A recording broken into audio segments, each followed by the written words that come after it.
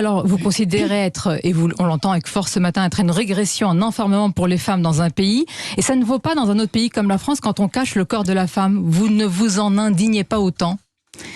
Parce que je pense qu'en France, l'émancipation des femmes ne passe jamais par une interdiction du vêtement. Donc je pense que stigmatiser les femmes au titre des vêtements qu'elles portent, c'est précisément ce qui fait que les femmes ont été stigmatisées durant toute l'histoire des femmes de notre pays. Donc on peut s'indigner et dénoncer la burqa en Afghanistan et s'accommoder de la burqa de bain dans les piscines des municipalités écologistes. Je vais vous dire quelque chose. Le voile, la burqa sont des vêtements sexistes. J'ai pas de problème avec ça.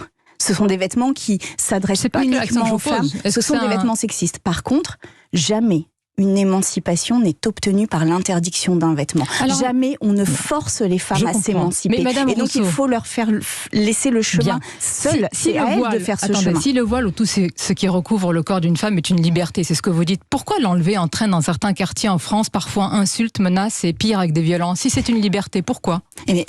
Ça c'est du sexisme et il nous faut lutter contre le sexisme partout. C'est du sexisme simplement.